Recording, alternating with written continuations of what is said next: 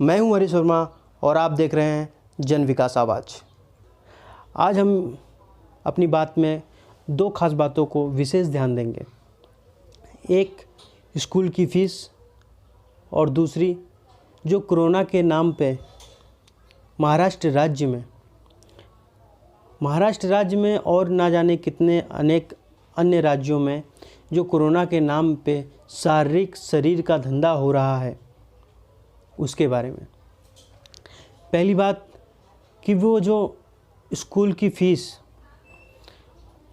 क्या सरकार का ये काम नहीं है कि वह स्कूल की फ़ीस के बारे में कुछ कहे? 3-4 महीने हो गए स्कूल बंद हुए, अब इंटरनेट के द्वारा पढ़ाई की जा रही है। इसमें उन लोगों ने जो फ़ीस चार्ज की है वह जो 3 महीनों का लॉकडाउन था और जो अभी भी निरंतर एक हिसाब से स्कूल के लिए चल ही रहा है, उसकी भी फ़ीस स्कूल के जो हेड मास्टर हैं, जो प्रिंसिपल्स हैं, जो स्कूल चलाने वाले हैं, उनको चाहिए। क्या इस मुद्दे पे सरकार को बात नहीं करनी चाहिए? क्या सरकार को लगता है कि 3 महीने घर पे रहने के बावजूद बच्चों ने बहुत सारी पढ़ाइयाँ की हैं, उनके पढ़ाइयों में अधिक सुधार आया है, या फिर स्कूल की मरम्मत फीकी पड़ गई है, या स्कूल का खर्चा नहीं चल रहा है? ये सब कुछ खास बातें हैं जिस पे सरकार को विशेष ध्यान देना चाहिए। जो स्कूल के बच्चे स्कूल जाने के बावजूद भी पढ़ाई नहीं कर पाते थे, आज उन्हें इंटरनेट से पढ़ाया जा रहा है, तो हम कैसे माने कि उनकी पढ़ाई सही चल रही है? और जिसके पास, एक ख़ास बात और है कि जिसके पास खाने को पैसे नहीं हैं, जो आधार कार्ड की पावती लेके पूरा ख़ानदान जिसका लाइन में लगा है 5-5 किलो गेहूं चावल के लिए, क्या वो मोबाइल लेने के काबिल हैं? क्या सरकार इसका जवाब दे सकती है? अगर सरकार ने कहा है कि मोबाइल से पढ़ाइए इंटरनेट द्वारा, तो उनका ये काम भी बनता है कि उन्हें मोबाइल प्रोवाइड करें।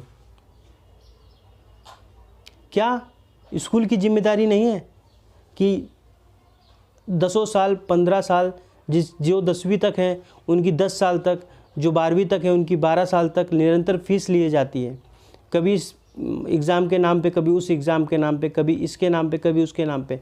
तो क्या उनका फ़र्ज़ नहीं बनता कि एक किसी ऐसी स्कीम चलाई जाए जो हर बच्चों को मोबाइल प्रोवाइड किया जाए सस्ते से सस्ते दाम में? क्या सरकार इस बात को स्कूल के हेडमास्टर और स्कूल चलाने वालों से ये बात नहीं कर सकती कि दोनों आधा मिलके, आधा स्कूल वाले, आधा गवर्नमेंट मिलके एक मोबाइल, एक ऐसा स्कीम निकाले जैसे कि यूपी में अखिलेश सरकार द्वारा लैपटॉप बांटा गया था, उसी प्रकार यहाँ महाराष्ट्र में, मैं महाराष्ट्र में रहता हूँ इसलिए महाराष्ट्र की बात करूँगा, ऐसा हर जगह होना चाहिए कि सरकार और स्कूल के जो चालक हैं उनको दोनों को मिलकर एक मोबाइल प्रोवाइड करना चाहिए बच्चों के पास।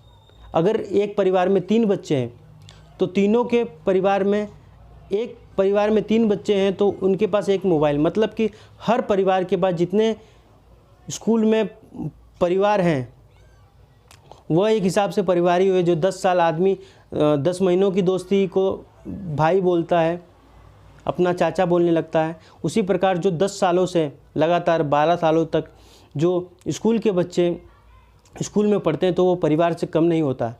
और ये स्कूल की जिम्मेदारी है कि अपने परिवार की और अपने घर वालों की रक्षा करें और उनकी ध्यान रखें जो पढ़ाई है और भी अनेक जो विषय है।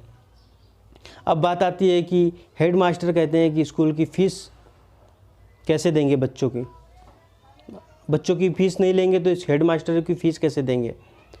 तो बात यह है कि अभी तक आप लोगों ने कितनी सारी फ़ीसों ली हैं? क्या आप 3-4 महीना अगर स्कूल बंद रहता है तो आप प्राइवेट स्कूलों के मास्टरों के, हेड मास्टरों की पगार कितनी रहती है? 3,000, 3,500, 4,000। इतनी फ़ीस नहीं दे सकते? अगर वो इतनी फ़ीस पगार रहती है इतनी हेड मास्टरों की, और स्कूल के बच्चों की फ़ीस रहती है साल की 12,000, 15,000, 18,000। ये सरकार और स्कूल के हेडमास्टरों का और स्कूल के प्रिंसिपलों का, स्कूल चालकों का ये कर्तव्य बनता है कि बच्चों का ध्यान दें। और इंटरनेट के नाम पे जो ठगाई की जा रही है आज देश में, ये बहुत ही गलत बात है। इसे सरकार को विशेष रूप से ध्यान में रखकर इसके ऊपर काम करना चाहिए। अब आइए दूसरे बारे में बात करते हैं।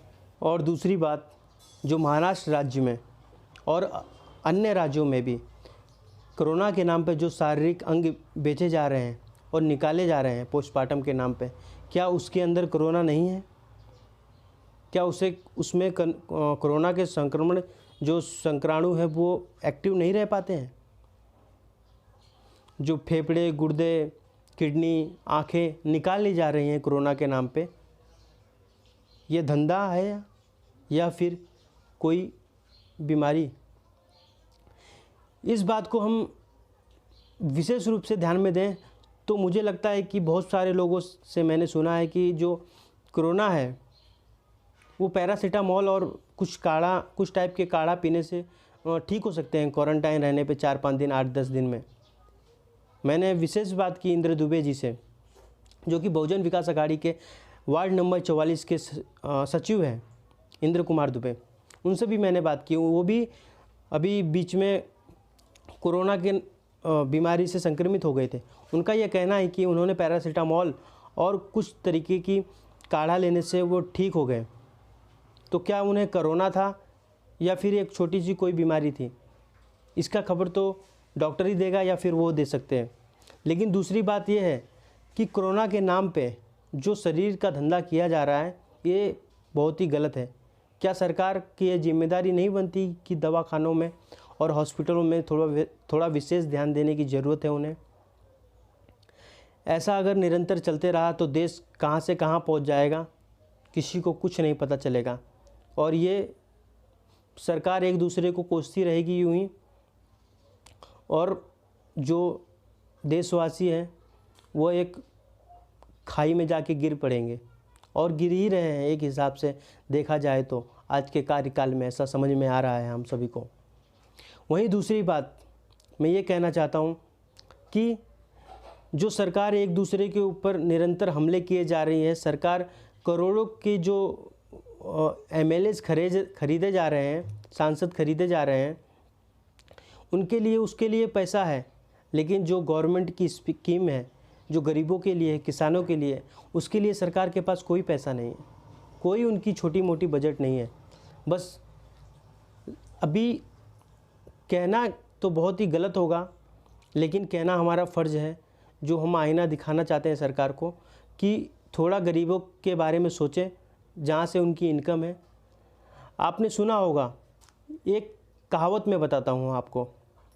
एक कुआं है, कुआं के बीच में एक कढ़ाई है और उसमें खाने को है, और चारों तरफ 8 लोग बैठे हैं कुआं के, और उन्हें 2-2 मीटर की चम्मच दे दी गई है और उनसे कहा गया है कि खाइए। तो बहुत ही प्रयास के बाद किसी के मुंह में एक निवाला तक नहीं गया चम्मच से खाने के लिए।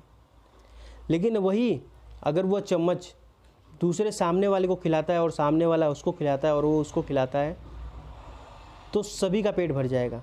तो मैं सरकार से यही कहना चाहता हूँ कि ये जो अवैध धंधे चल रहे हैं, इसे बंद कर देना चाहिए सरकार को। और सरकार को विशेष रूप से मध्यम वर्ग के लोग और जो गरीब लोग हैं उनके ऊपर ध्यान देना चाहिए। ये मेरी चेतावनी नहीं है, ये मेरा काम है। प्रेस के द्वारा जो मेरा काम है वह मैं कर रहा हूँ। इसमें किसी को बुरा लगे तो कोई चिंता की बात नहीं है। मैं बस इतना ही कहना चाहता हूँ कि सरकार गरीबों पे ध्यान दे और गरीबों के लिए सुने, और ये जो अवैध तरीके से हॉस्पिटल में धंधे चल रहे हैं उस पर विशेष ध्यान दें और गरीबों के लिए कुछ करें। जय हिंद। फिर मिलते हैं अगले समाचार में, तब तक के लिए नमस्कार।